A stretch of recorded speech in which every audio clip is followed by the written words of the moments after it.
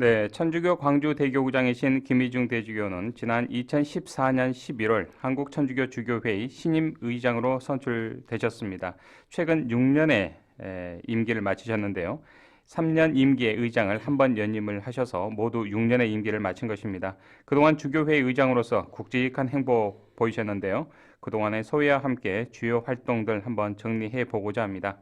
특히 우리 천주교 광주대교구는 올해부터 오는 2022년까지 3년을 특별 정교회회로 선포했습니다. 그 이유와 함께 구체적인 앞으로의 활동 계획도 함께 들어보겠습니다. 지금 스튜디오에 김희중 대주교님 나오셨습니다. 대주교님 안녕하십니까? 예, 안녕하십니까. 참 6년의 세월 정말 빨리 지난 것 같습니다. 네, 먼저 우리 지역민들 천주교 광주대교구 신자분들께 인사 말씀 부탁드리겠습니다. 예, 광주 가톨릭 평화방송 청취자 여러분, 안녕하십니까. 아마 대부분 청취자님들께서는 이제까지 일찍이 경험하지 못했던 코로나19 바이러스 감염병으로 인해 많은 어려움을 겪고 계시리라 믿습니다. 그러나 이 위기를 기회로 전환할 수 있는 힘도 우리에게는 있다고 생각합니다. 청취자 여러분, 우리 모두 힘냅시다. 네, 김희중 대주교님과의 특별 대담은 99.9 라디오 방송과 함께 유튜브 채널을 통해서도 동시에 생방송으로 여러분께서 듣고 계십니다. 대주교님께서는 지난 2014년 11월 강우일 주교님의 뒤를 이어서 한국천주교 주교회의 의장으로 선출이 되셨습니다. 주교회의 정관에 따라서 의장 임기 3년이고요. 또 한 번 더 연임을 하셨는데 최근 그 6년의 장고의 시간 임기 마치셨습니다. 좀 소회가 어떠신지요? 무엇보다도 홀가분한 느낌입니다. 네. 그동안 주교회의 의장으로서 국내외적인 여러 기관들과 만나면서 국내외적인 여러 정치, 또 경제, 종교, 문화에 대한 대화를 많이 나누었습니다. 이제는 그런 전국적인 어떤 직책에서 물러나서 앞으로는 교구의 사목에 좀 더 집중할 수 있어서 참 굉장히 행복하고 기쁩니다. 네. 자, 6년의 임기 동안 말씀하신 것처럼 국내외를 막론하고 우리 또 사회에 이슈가 되는 현장 또 지혜가 필요한 곳에 늘 우리 대주인님께서 계셨습니다. 참 많은 좀 소회가 또 기억들이 있을 것 같습니다만 그 가운데서도 가장 기억에 남는 장면이나 인상 깊었던 그런 활동들이 있었다면 어떤 걸 꼽으시겠습니까? 두 가지를 꼽고 싶습니다. 하나는 대통령 특사로 교황청에 파견되었던 그 소임과 네. 또 하나는 남북 정상회담 특별 수행원으로 평양에 갔던 두 가지를 꼽고 싶습니다.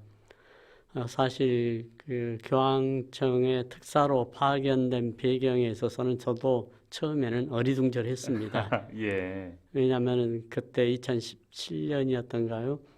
그 인도네시아 회의에 참석하기 위해서 출국했었는데 이 공항에서 이 통신을 통해서 특사로 내정됐다는 메시지를 그때 접할 수 있었습니다. 네. 그래서 즉시 저는 그 서울 주재 교황청 대사님하고 또 교구의 교회법 전문가 신부님에게 주교로서 정부의 특사로 파견되는 것이 적절한지 먼저 의견을 물었고 양측으로부터 일시적인 하나의 특별한 소임이기 때문에 그것은 뭐 괜찮습니다. 또 과거에 스페인에서도 스페인 마드리드 교구장이 스페인 국왕의 특사로 교황님에게 파견되신 적이 있습니다. 그래서 제가 가볍게 갈 수 있었습니다. 네. 또 인도네시아 회의를 마치고 돌아온 때가 새벽이었는데 새벽에 이제 외교부 관계자들을 만나서 특사의 소임에 대한 의견 설명 듣고 또 대통령 친서도 받고 그리고 그날로 바로 1시 30분 비행기로 로마에 출국했었습니다. 네. 제가 알기로는 일반적으로 특사로 파견되기 위해서는 상대 국가와 협의를 거쳐서 일정을 조절하는데 제가 갔을 때는 아마 일체 그런 것이 없었던 모양입니다. 예. 그래서 저도 좀 당황했지만은 뭐 문재인 대통령 입장에서는 너무 일정이 시급했기 때문에 왜냐하면 트럼프 대통령과 김정은 국방위원장과의 첨예한 대립 국면이었습니다. 당시에는 그 참 한반도 정세가 예, 그랬습니다. 대중이. 그래서 뭐 예. 서로 간에 누구의 핵 단추가 더 크냐 어쩌냐 뭐 그런 얘기까지 하면서 있었고 그래서 이제 문재인 대통령께서는 트럼프 대통령이 교황님을 아련하기 전에 우리가 먼저 교황님께 우리 정부의 입장을 이렇게 말씀드리고 대화 국면으로 전환시켜야 되지 않겠는가 하는 뭐 긴박성이 있었던 것 같습니다. 네. 그래서 이제 도착해서 교황님을 뵈려고 그랬는데 이미 뭐 잘 아시다시피 교황님 아련은 1년 전 내지는 수개월 전에 협의가 돼서 확정이 되는데 뭐 도저히 어떻게 중간에 끼어들 수 있는 상황이 아니었습니다. 네. 그래서 이제 차선책으로 교황청의 제2인자라고 볼 수 있는 국무성 장관이라도 만나서 우리 정부의 입장을 충분히 전해야 되겠다 하는 생각을 가지고 시도했는데 그분 역시 교황님 못지않게 무척 바쁘신 분이었기 때문에 일정이 뭐 거의 나지 않았습니다. 또 비서실에 연락도 안 되고 뭐 아예 안 받으니까 이미 예정되어 있는 그 전화가 아니면은 그런데 다행히 그 바티칸 시국에 한국 수녀님이 교환소로 계셨습니다. 그래서 이제 그 수녀님에게 연락을 해서 국무성 장관 비서 먼시녀와 통화할 수 있게 좀 해달라. 해서 이제 간신히 통화가 돼서 이러저러해서 왔는데 좀 국무성 장관님 면담을 좀 잡아주십시오. 굉장히 난색을 표시하더라고요. 그래서 이제 좀 기다려달라고 그래서 이제 뭐 좀 기다렸는데 기다리는 시간이 그렇게 길진 않았는데도 뭐 며칠 된 것 같았어요. 아유, 막중한 또 책임감 때문에 그러셨겠죠, 대표님. 그래서 마침 이제 그러면은 하도 우리가 되게 간곡하게 얘기를 하니까 딱 15분 면담 시간을 줬습니다. 그래서 이제 국무성 장관 만나서 대통령 친서 내용을 말씀드리고 또 우리 정부는 무력이 아니라 대화로서 국면을 풀기를 원합니다. 그래서 교황님께서도 트럼프 대통령을 만나시면은 이 점을 좀 강조해서 대화 국면으로 전환될 수 있도록 좀 도와주십시오. 말씀을 드렸습니다. 15분 일정 잡고 갔었는데 뭐 한 50분 동안 그러셨군요. 우리 정부 입장을 충분하게 말씀을 나누셨군요. 또 파롤린 국무성 장관 추경님도 당신도 어떤 상황에서도 무력이 아니라 대화로 풀어나가자 하는 것이 자기 신조라고 말씀하셨습니다. 그러면서 언젠가 신문 기자들이 자기에게 얘기하기를 바티칸 시국도 유엔 회원국의 하나가 아니냐. 그렇다고 그러면은 유엔 안보리에서 제재를 결정한 모 국가의 그 제재에 동참해달라 했을 때 바티칸 시국의 입장은 어떠한 상황에서도 대화가 우리의 기조다. 평화가 위협받으면 받을수록 대화로 풀어야지 무력으로 풀면은 또 다른 또 대립이 오게 된다 하면서 자기도 전적으로 동감이다고 얘기하면서 이 사실을 이제 바티칸 외교부 장관에게 친서의 내용과 함께 전달해서 외교부 장관이 교황님에게 이런 사실을 충분히 설명해드리고 설명해드린 그 다음날 트럼프 대통령이 교황님을 아련했습니다. 그래서 이제 트럼프 대통령과 교황님 만남 그 장소에 외교부 장관이 계셨는데 교황청 그 교황청 외교부 장관이 다음에 그렇게 우리 대사에게 설명했다고 합니다. 우리 정부가 설명한 그 대화 국면에 대한 그런 상황에 대해서 교황님께서 트럼프 대통령에게 충분히 말씀해 주시고 강조하셨다고. 예. 그래서 뭐 그 결과인지 아닌지는 모르겠습니다만 뭐 그래도 대화 국면으로 전환되면서 예. 남북 정상회담도 이루어지지 않았을까. 또 트럼프와 또 김정은 위원장과의 그 대화도 뭐 그 다음에 있었지만은 뭐 준비된 하나의 징검다리가 되지 않았을까 네. 생각하는 의미에서 굉장히 기억에 남습니다. 예. 아유, 참 대주교님께서 정말 저희하고 저 수차례 인터뷰 또 신년 대담 특집 대담도 하셨습니다만 이런 당시에 그 비하인드 예. 스토리를 말씀하신 건 아마 예. 이 자리가 처음이신 것 같습니다. 예. 예. 예. 그동안 그리고, 가슴속에만 담아뒀던 말씀이신데. 또 한 가지 이제 예. 더 기억에 생생히 남는 것은 문재인 대통령 저기 정상회담을 위한 평양 네. 방문 때 특별 수행원으로서 그러셨죠, 대주교님. 함께 했는데 그래서 이제 김정은 위원장의 도 아주 가까이서 볼 수 있었고 얘기도 들을 수 있었고 또 백두산 천지에 내려갔을 때는 직접 저하고 김정은 위원장하고 얘기할 수 있는 시간도 있었고 예. 그래서 김정은 위원장에게 그 얘기도 했습니다. 위원장께서 이 세계 관광 대국이라고 볼 수 있는 스위스에서 유학 생활한 것이 참 좋은 경험입니다. 그래서 이 경험을 살려서 북한의 수려한 자연 환경을 관광 자원으로 이렇게 개발하시면은 굉장히 번창할 겁니다. 그러니까 막 웃으시면서 예. 좋아하시더라고요. 네. 그래서 그런 면에서 볼 때 역시 민족은 하나다라는 느낌을 받았습니다. 그때 수행원 중에 한 분이 그 얘기를 하더라고요. 뭐 국제회의에서 어떠한 국제적인 동맹도 민족의 힘을 넘어설 수는 없다 하는 그런 얘기와 함께 우리 민족이 서로 양보하고 타협하고 화해하면서 하나로 나아가고 이것이 동북아시아의 평화, 세계 평화를 위한 징검다리 역할을 할 수 있으면 좋겠다라는 얘기를 나눈 바가 있습니다. 네. 그래서 북한의 실상을 조금 더 체감할 수 있었던 것이 뭐 큰 하나의 기쁨으로 남아 있습니다. 네. 정말 2017년 그 무렵 아마 방송을 들으시는 우리 청취자분들 또 유튜브로 이 방송을 보고 계시는 시청자분들 2017년으로 한번 돌아가 보면 이 한반도 정세가 마치 전쟁이 일어날 것처럼 극한의 상황이었었고 또 북한과 미국 간의 설전 정말 험악하지 않았습니까?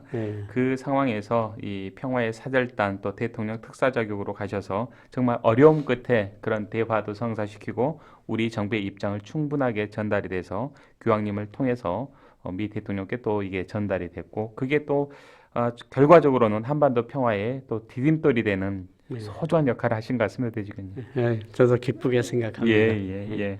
저는 뭐 이제 취재했던 기자의 또 한 명으로서 이 우리나라 문재인 대통령과 또 김정은 국무위원장이 백두산 천지에서 손을 맞잡고 그 모습 바로 곁에 우리 대주교님께서 계셨던 그 모습이 아직도 기억이 생생합니다. 그때도 이제 참 소탈한 분이구나 하는 느낌을 받았던 것은 그때 이제 대통령과 그 수행했던 국무위원들이 사진을 찍는데 수행원들이 전부 자기 사진 찍기 바빠서 전부 흩어졌어요. 사진 찍어줄 사람이 없었어요. 그래서 이제 멀리 있는 수행원을 부르니까 못 듣고 안 하니까 가까이 있던 김정은 위원장이 사진기 이리 줘라요. 제가 찍겠습니다. 그런 모습도 있었군요. 그 옆에 이제 그 정말 수많은 별들을 달고 있는 그 북측 그 장군들이 있는데 나서서 사진기 달라고 그러니까 그때 사진 찍으려고 있던 도종환 장군이 그냥 아주 아니 옳시다고 나와서 황급히 말리더라고요. 그런 에피소드도 또 있으셨군요. 그걸 보니까 참 이분이 아마 유학생활 중에 서방에서 유학생활 중에 가졌던 그런 의식이 아직 그대로 살아있구나 하는 것을 느꼈습니다. 자, 정말 뜻깊은 활동들이 또 많이 있었던 반면에 한편으로는 또 6년의 시간 동안 이루지 못한 좀 아쉬운 대목도 있을 듯 싶습니다. 예. 대주교님 주교회 의장 6년을 하시면서 예. 가장 참 이 부분은 좀 아쉬움이 있다라는 대목이 있다면 어떤 부분일까요? 무엇보다도 한국 교회의 쇄신을 위해서 좀 더 구체적인 방안을 마련하지 못한 점이 조금 아쉽습니다. 예. 교회 역사에서의 하나의 그 주제가 되는 것은 교회는 항상 개혁되어야 한다, 쇄신되어야 한다는 그 주제입니다. 그래서 한국 교회도 여기에는 예외가 아니라고 생각합니다. 비록 국민들로부터 신뢰를 좀 받고 있다고는 하지만은 저부터 시작해서 우리 모두가 쇄신되고 회개하고 개혁돼야 되지 않겠는가. 그런 점에서 말로만이 아니라 어떤 조직과 제도가 개혁과 쇄신을 뒷받침할 수 있으면 좋겠다는 의미에서 준비를 하다가 네. 이제 임기를 마쳤습니다. 후임 또 의장님을 중심으로 해서 우리 주교단이 다시 또 할 것이 아닌가 생각합니다. 예. 그런 의미에서 이제 사제 지속교육 내지는 평생교육을 보다 적극적으로 추진해야 할 때라고 생각을 합니다. 또 한 가지는 예비자 교리를 좀 새로운 방향으로 개편하고 싶은 생각이 있었습니다. 네. 가톨릭 교리서 전체를 6개월이라는 아니면 8개월이라는 짧은 기간 동안 다 이렇게 소화시킬 수 있는 상황이 아니기 때문에 네. 가장 핵심적인 신앙의 핵심적인 내용을 그냥 아는 것에서 그치지 않고 깨닫고 마음에 새길 수 있도록 이렇게 하는 것이 필요하지 않겠는가 그랬는데 개편 작업을 다 하지 못했고 다만 그나마 다행으로 생각한 것은 신자들의 그 지속교육 내지는 평생교육 차원에서 5분 교리 영상을 마치고 임기를 마친 것에 다행으로 생각합니다. 47편으로 이루어졌는데 약 5분 정도 동영상으로 꾸며져 있습니다. 이것은 다행으로 생각합니다. 네, 가톨릭 사목연구소와 함께 서울평화방송이 TV국에서 또 공동으로 또 제작한 저희 광주 가톨릭 평화방송 홈페이지에도 대주교님께서 만들어주신 영상을 업로드해서 우리 신자들이 편하게 접근해서 볼 수 있도록 그렇게 대책을 좀 마련했습니다.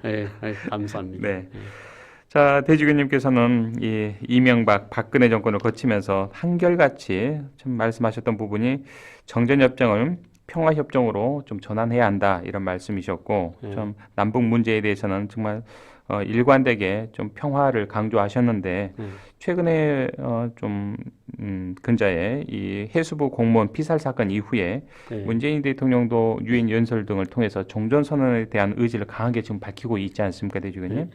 일련의 좀 과정들을 어떻게 지켜보고 계시는지 궁금합니다.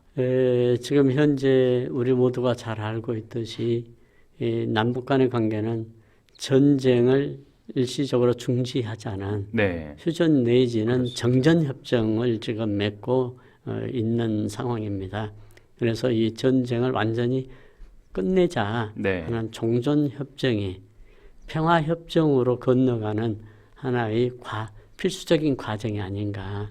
그래서 문재인 대통령께서 종전협정을 맺자. 종전협정이 맺어지면 더 이상 무력 대립은 이제 1단계에 사라지게 되고 그 다음에 평화협정으로 건너가는 하나의 필수적인 관문으로 생각하고 저는 당연한 일 아닌가 생각을 합니다. 서로 양측이 무력 대응을 위해서 필요 이상의 힘을 소진할 필요가 있겠는가. 이런 힘을 평화를 위해서 또 그 양측의 어떤 경제적인 성장을 위해서 쓴다면은 훨씬 모두에게 도움이 되지 않겠는가 생각을 합니다. 그런 의미에서 저는 반드시 종전협정을 통해서 평화협정으로 뭐 가야 된다고 생각합니다. 네. 자, 참 이 남북 문제가 또 냉탕과 온탕을 오가는 요즘인 것 같습니다, 대주교님. 이 경색된 좀 남북 문제를 풀기 위한 해법이랄까요? 어떤 좀 방법이 있을지 지혜를 좀 주신다면요, 대주교님. 뭐 지혜라기보다도 뭐 우리 모두가 다 공감하는 바가 신뢰 회복이 아닌가 예, 생각을 합니다. 이것은 국가 간의 문제 이전에 개인 간에 있어서도 서로 대화의 소통 구조를 만들려면은 서로 신뢰심이 있어야 그것이 가능하지 않겠습니까? 네, 그렇죠. 그래서 예, 남북 간의 관계도 신뢰 관계 회복이 가장 우선적이라고 생각하고 신뢰 관계 회복을 위해서는 양측이 서로 약속한 것은 반드시 존중하고 지켜야 되고 또 상황의 어떤 예상치 못한 상황의 변화로 인해서 지키지 못할 경우에는 사전에 상대방에게 이러이러한 이유로 조금 늦겠습니다. 아니면 네, 뭐 어떻게 생각합니까? 협의 과정을 거쳐서 약속 네, 이행을 하지 못한 점에 대한 이해가 예, 있어야 신뢰 회복에 어떤 나아가는 길이 아닌가 봅니다. 제가 북측 인사들과 여러 차례 만난 과정에서 그분들이 저에게 하는 가장 큰 불만의 하나는 남측을 믿지 못하겠다는 거예요. 네, 왜 약속해놓고 지키지 않냐. 분명히 우리가 전 정부에서도 약속하고 지키지 못한 점이 객관적 사실로 드러난 것이 여러 가지가 있거든요. 네, 물론 북측도 이런 면에서는 유예가 아니죠. 양측이 서로 약속을 제대로 이행하지 못한 그 점에 대해서 서로가 나무 탓으로 돌리기 전에 서로가 자기 탓으로 이렇게 하면서 네, 신뢰 회복에 나가면 좋겠다.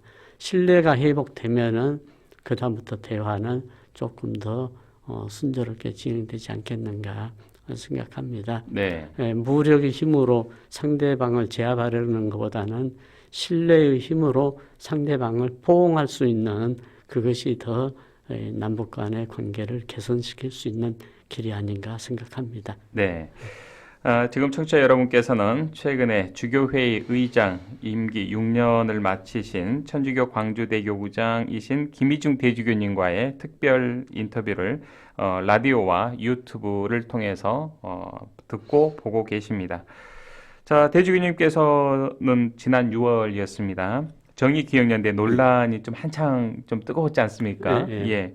그 당시에 이 종교계 우리 종단 대표들과 함께 위안부 문제 해결을 위한 초발심을 좀 기억하자 이런 좀 당부를 하셨고 물론 잘못은 고쳐야 하겠지만 분열과 갈등으로 역사를 또 바로 세우는 노력이 좌절되지 않도록 힘을 좀 모아달라 이렇게 간곡히 좀 당부하셨습니다.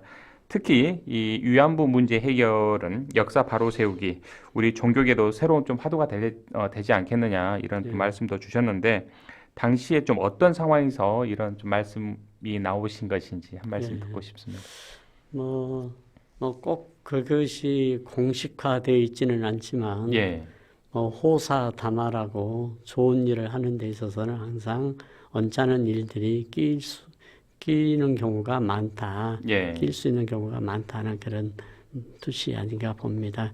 그런 의미에서 이러한 좋은 그 목적과 목표를 가지고 활동을 했지만은 예상치 못한 흠결이 있을 수가 있고 네, 또 그런 면에서 우리가 이 세상 일을 하는 데 있어서는 중류수처럼 뭐 순수하게만은 진행되지 않는 것이 많은 경우가 아닌가. 네, 그래서 그런 면에서 안 좋은 일이 생길 때는 그것을 그냥 포기하는 하나의 징표로 받아들이기보다는 보다 완전한 그 목표를 이루는데 하나의 브레이크 타임이라고 하나의 이렇게 조금 뒤돌아보게 하는 그런 것으로 우리가 받아들이고 진솔하게 반성하고 고쳐 나가면서 보완하면은 그래도 조금 더 네, 완성된 목표를 이룰 수 있지 않겠는가 생각합니다. 네, 그래서 그런 의미에서 초발심을 생각하자. 처음 가졌던 마음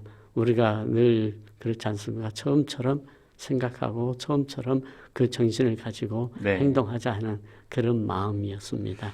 참 이 초심이라는 예. 그 의미는 정말 어느 누구에게도 보편적으로 좀 해당되는 그런 말씀이지 않나 싶습니다, 예. 대주교님. 예. 자, 그래서 이제 이 국면에서 일본의 사과와 또 적절한 보상, 또 우리 할머니들의 명예 회복 정말 시급한 문제인데 예. 이 부분에서 우리 사회가 좀 어떤 점에 지속적인 관심을 쏟아야 될 거라고 생각을 하시는지요? 객관적 사실에 의거한 진상이 무엇인지 모든 국민들이 그 정보를, 그 지식을, 진상을 공유하고 네. 공감하는 것이 필요하겠다. 그랬을 때 우리가 한 목소리를 낼 수 있고 힘을 하나로 합할 수 있지 않겠는가. 네. 서로 정확하지 않는 정보를 바탕으로 하기 때문에 서로 다른 목소리를 내는 것이 아닌가.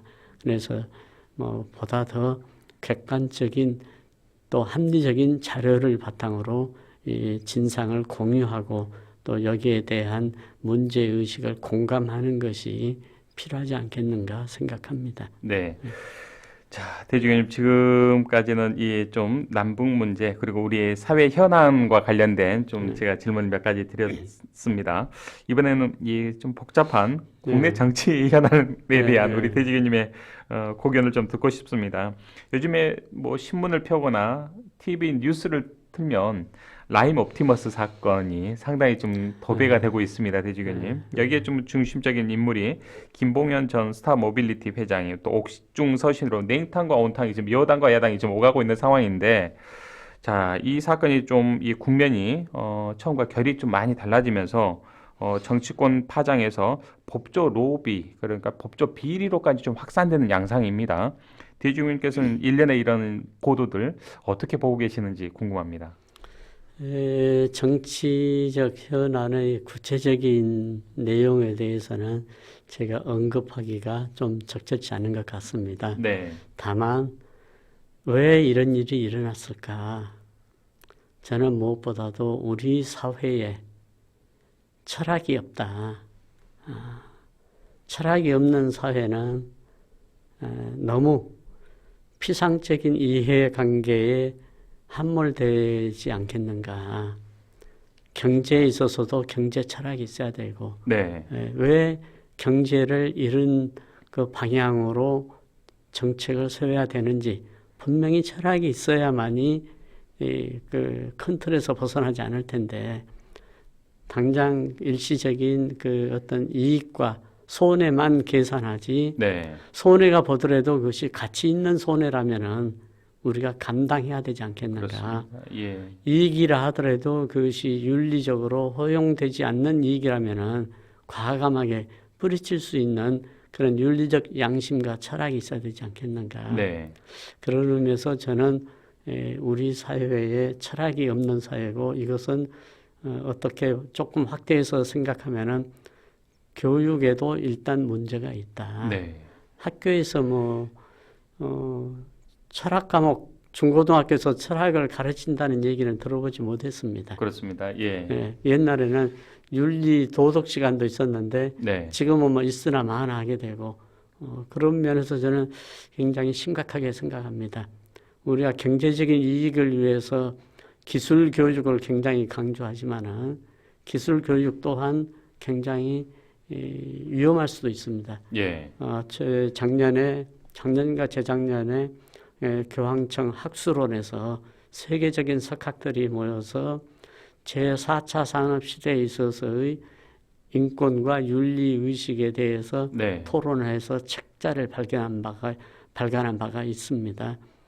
그런 의미에서 우리 사회에서 지금 대학교에서 인문학이 없어지고 있습니다. 그렇습니다. 돈 되는 과목이 아니기 때문에. 학과 통폐합 등을 통해서 다 폐지가 되고 있는 그런 그렇기 상황이죠. 때문에 예를 들면은 칼을 아주 날카롭게 잘 만들어서 많이 팔려고 하고 기술을 개발하려고는 하지만은 칼 쓰는 사람의 품성과 인성을 함양시키는 교육은 없지 않는가. 예. 칼 쓰는 사람에 따라서 칼이 흉기가 될 수도 있고 생명을 살릴 수 있는 수술칼도 되고 주부들이 부엌칼도 되는데 네. 일반적으로 그런 것은 도외시하고 칼 날카롭게 만드는 기술만 가르치고 많이 팔려가는 그런 방법만 얘기하지 칼을 사용하는 것에 대해서는 가르치지 않는, 즉 인문학의 붕괴가 오늘의 뭡니까 호모 아니말리스 경제적인 동물로 에코노미쿠스 아니말리스 경제적 동물화로 만들어가는 것이 아닌가. 이것이 라임 옵티머스 사건도 바로 이러한 철학적인 그 배경을 가지고 있지 않나 생각합니다. 자, 대주님 그 연장선에서요. 좀 뭐 엊그제 최근에 있었던 이제 국정감사에서 법사위 국정감사에서 윤석열 이제 검찰총장의 그런 이제 법무부 장관의 부하가 아니다라는 그런 발언 등등 또 이 추미애 장관의 수사지휘권 발동 등으로 정말 국민들에게 법무부와 검찰의 이런 모습들이 참 볼썽사납게 비춰지고 있습니다. 그 누가 잘했고 잘못했고를 떠나서요. 이런 최근의 논란 또 공수처 설치 문제가 지지부진한 상황입니다. 이걸 좀 어떻게 풀어가야 한다고 보시는지요? 그럼 뭐 저보다도 수십 년 동안 법리적인 연구와 실행에 몸담았던 분들이 그렇게 하니까 저도 참 난감합니다. 자기네들이 배웠던 법 철학과 법리와 실상에 대해서 그렇게 해석하고 그렇게 처신할 수 있을까? 뭐 누가 잘했다 잘못했다 하는 것보다는 저는 일단은 통제받지 않는 무소불위의 권력은 부패할 수밖에 없다. 그리고 자기네들의 권력의 카르텔을 형성하려는 집단 이기주의가 있을 수 있지 않겠는가. 그래서 저는 좀 모두가 그런 어떤 그 집단 이기주의의 의식을 버리고 권력의 카르텔을 내려놓고 서로 정말 국민을 위해서 봉사하는 마음으로 서로가 좀 마음을 새롭게 했으면 좋겠다는 생각입니다. 자, 우리 대주교님의 이 말씀에 행간의 뜻에 답이 있는 것 같습니다. 좀 위정자들 아마 이 지금 방송을 좀 유튜브로도 좀 전국적으로 뭐 전 세계적으로 방송을 다 볼 수 있는 대목이니까요. 좀 우리 많은 분들께서 우리 대주교님의 이 말씀 행간에 담긴 의미 어떤 뭐 누가 잘했다 잘못했다를 떠나서 좀 더 곱씹어보는 좀 한 번씩 성찰해보는 그런 좀 시간이 되면 좋겠습니다, 대주님. 저도 간절히 그걸 바랍니다. 알겠습니다. 들을 기회가 있으면 알아서 잘 들으실 수 있겠죠? 자, 이번에는 우리 천주교회 또 우리 교구의 좀 이야기를 현안 관련해서 좀 몇 가지 여쭤보겠습니다. 주교회는 최근에 열렸던 추계 정기총회에서 기존에 가지고 있던 낙태 반대라는 우리 교회 입장을 확인을 했습니다. 그 이유가 또 정부에서 형법에 낙태죄 조항이 유지를 하되 임신 14주까지 낙태를 허용하고 임신 15주에서 24주에는 특별한 이유가 있을 때에만 낙태가 가능하도록 하는 형법과 모자보건법 개정안을 입법 예고한 것과 관련해서 우리 낙태 반대라는 교회 변함없는 입장을 다시 재확인하신 건데요. 특히 우리 주교단에서 생명소화, 낙태 반대 운동을 하는 이유가 무엇인지 이번 기회에 좀 자세히 말씀해 주시면 고맙겠습니다. 생명의 영역은 인간이 침해할 수 있는 영역이 아니라고 생각합니다. 생명은 인간이 인공적으로 만들 수 없는 영역이고 이는 하느님의 영역이 아닌가. 그래서 친권자라 하더라도 부모가 자녀들의 생사 여탈권을 가지고 있지 못하죠. 친권자라 하더라도 자기 아들이나 자녀를 생명을 위해하고 끊게 한다고 그러면 그건 바로 살인죄에 해당되지 않습니까? 그런 의미에서 물론 일정 부분 여성의 자기 결정권은 존중합니다. 그러나 여성의 자기 결정권이 생명의 영역까지 미친다는 것은 동의하지 않는다는 그런 뜻이 아닌가. 생명은 하느님의 영역이고 아무런 방어 능력이 없는 생명을 마음대로 이렇게 해친다는 것은 하느님의 선물을 거부하는 것이고 하느님을 거부하는 것과 마찬가지로 되는 것이기 때문에 그렇게 저는 반대한다고 생각합니다. 1960년대에 있었던 그 가족계획, 그때 우리 천주교 주교회에서는 적극적으로 반대했습니다. 예. 이 가족계획이 우리에게 재앙을 불러올 것이다. 인위적으로 생명을 조작하고 거부하고 없애가는 것은 우리나라에 재앙이 올 것이다라고 예. 이미 예언한 바가 있습니다. 예.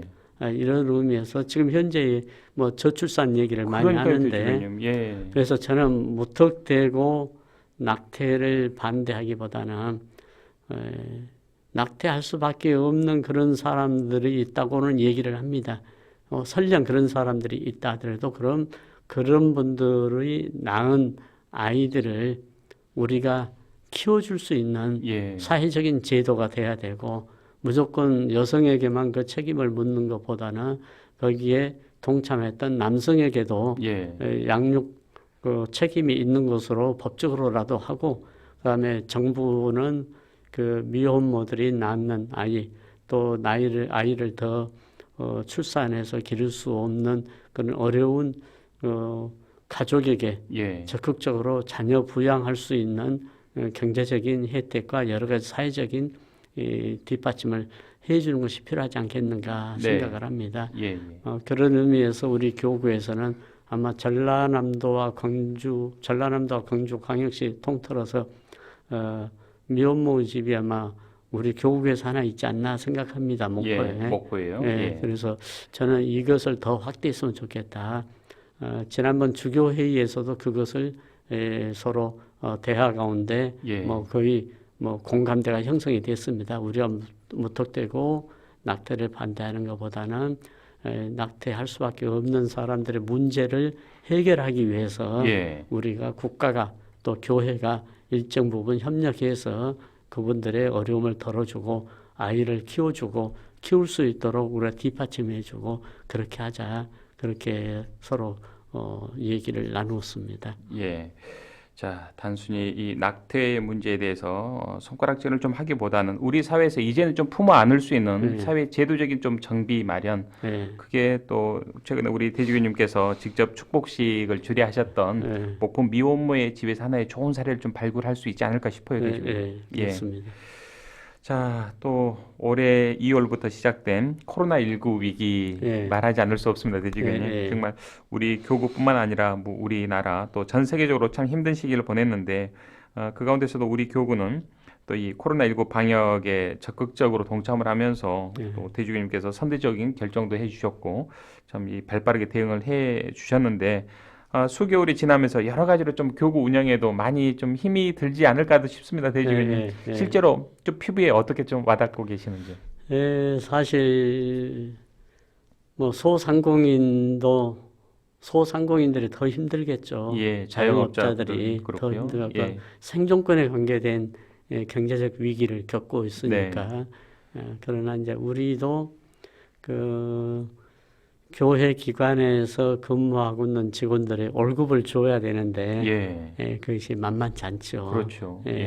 또 신부님들의 생활비도 문제고 그렇지만은 뭐 어떻게 해서든지 견뎌야 되지 않겠는가. 그런 면에서 빨리 이것이 극복되기를 바랍니다. 또 코로나19로 인해서 뭐 부수적인 그런 효과라고 볼 수는 있겠지만 또 우리나라의 그 위상이 좀 올라간 것도 사실이고 또 우리나라가 이 보건 계열에서 다른 어느 선진국에 못지않게 수준 높은 나라라는 것도 확인이 됐고 또 지금 그 치료제 개발에 대해서 뭐 청신호가 이렇게 감지되고 있습니다.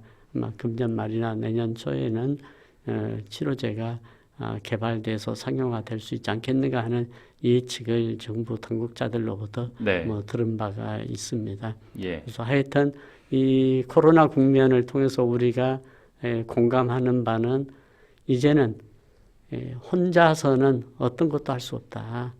서로 연대하고 공감하고 협조해야만이 어려움을 위기를 해결할 수 있다라는 그런 강한 연대의식을 갖게 한 것도 하나의 부수적인 효과가 아닌가 생각합니다. 이미 우리가 자주 들었지만은 지구 한편에서 나비가 날개짓을 하면 반대편 지구에서는 폭풍과 분다는 식으로 지구촌은 이제 하나입니다. 더더군다나 우리 한국 사회, 우리 광주 전남 지역 사회는 더더욱 한 가족이고 그런 면에서 서로 어려움이 있을 때 서로 연대하고 협력하고 하면서 서로 위기를 기회로 만들 수 있는 그런 그 공동체의 정신, 대동정신이 다시 살아나기를 바랍니다. 네. 대주님 그 말씀의 연장선에서요. 이 코로나19 엄중한 상황에서 대주님께서는 사제직, 예언자직, 왕직 등의 모든 분야에 걸친 보다 좀 우리의 근원적인 숙고를 통해서 새로운 우리 교회의 모습과 방향을 이제는 찾아야 할 때다 이렇게 강조를 하셨습니다. 이 코로나19 이제 포스트 코로나 시대를 대비해야 한다 이런 말들을 참 많이 하게 되는데 우리가 어떻게 대비하고 이를 어떻게 극복해 나가는 게 좋을지 한 말씀 듣고 싶습니다. 제가 말씀드렸던 뭐 사제직은 헌신적인 그 자기 봉헌이 아닌가. 가끔 저는 하느님의 어린 양이라는 기도를 바칠 때마다 마음에 깊이 와 닿습니다. 어린 양이라는 것은 온전히 희생되어서 제물로 바쳐지는 어린 양입니다. 제물입니다.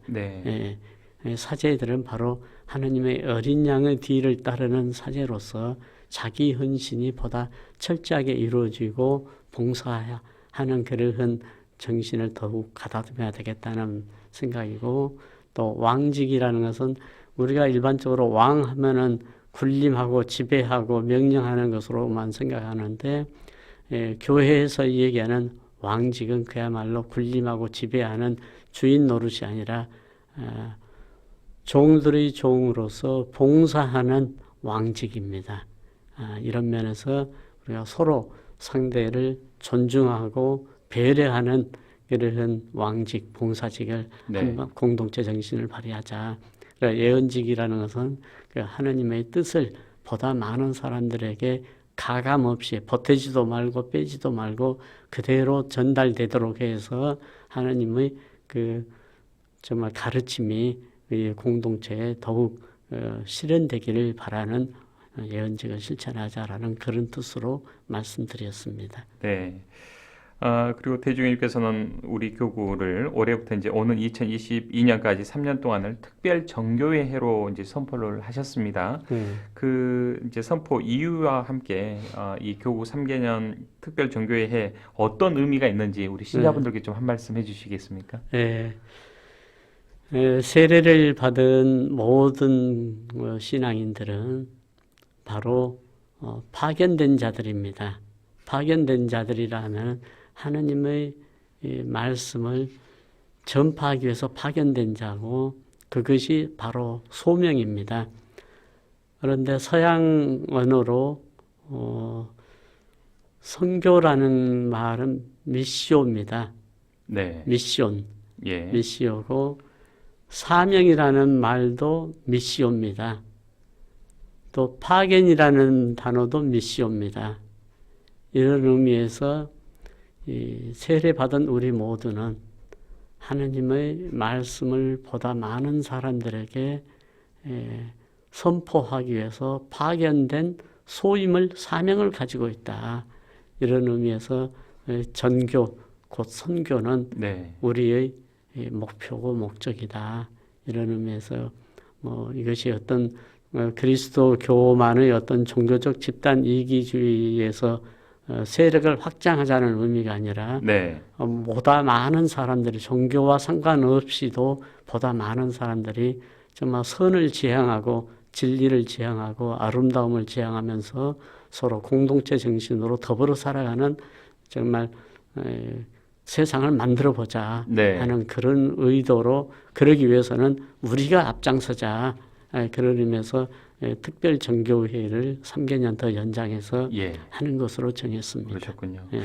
자, 그렇다면 이 기간에 우리가 좀 이뤄야 될 구체적인 계획 그리고 우리 교구민들에게 각별히 좀 당부하시고 싶은 말씀이 있으실 텐데요, 대주님.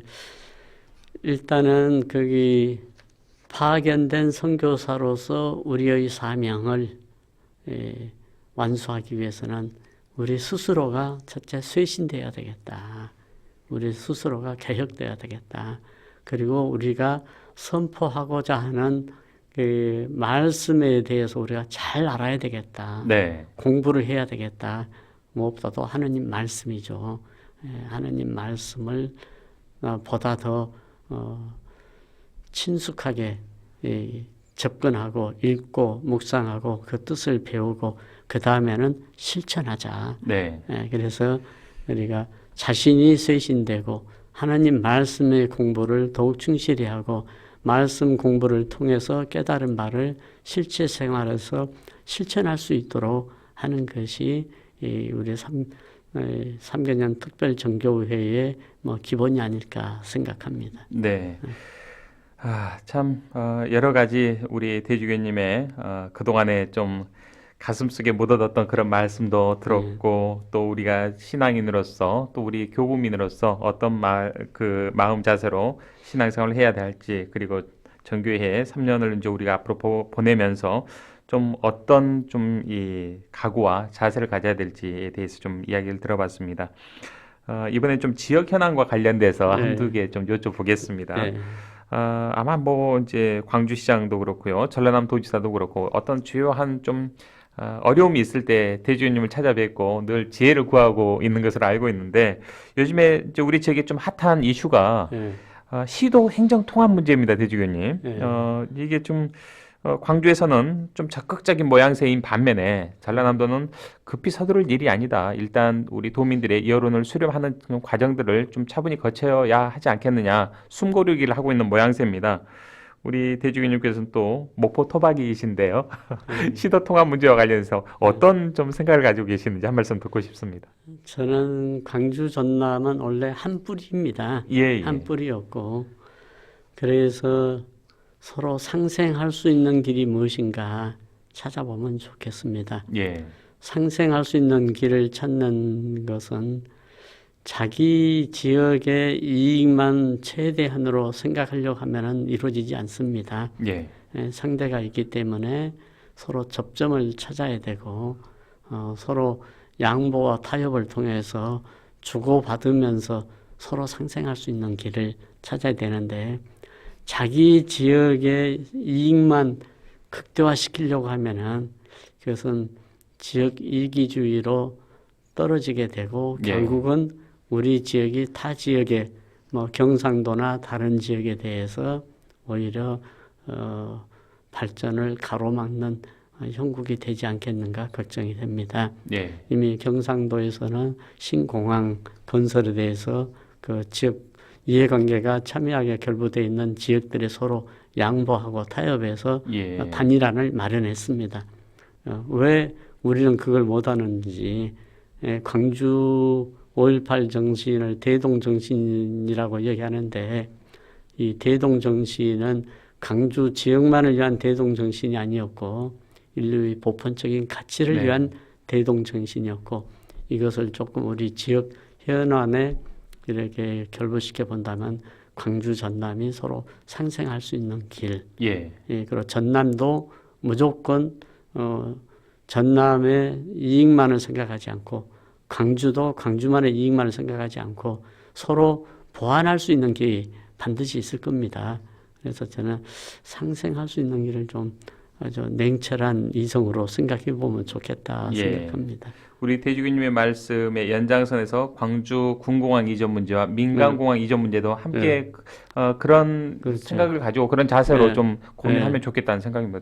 그렇습니다. 그리고 소음 문제가 있기 때문에 그러면 공항 관계자들은 소음을 줄이기 위한 대책에 대해서도 보다 적극적이고 과학적으로 좀 고려해 보면 좋겠습니다. 일본 같은 데는 바다 해수면을 개발해서 거기에 활주로를 연장해서 바다에서 뜨고 바다에서 기착하도록 이착륙할 수 있도록 그렇게 한다고 그러니까 우리도 뭐 좀 여러 돈이 좀 들더라도 좀 항구적인 방법을 세웠으면 좋겠다 봅니다. 공항이 전남으로 가느냐, 광주에서 계속 가지고 있느냐 이게 다투지 말고 좀 더 전향적으로 다른 시나리오도 한번 검토해 봄직한 그런 좀 고민해 보자 이런 말씀이시군요.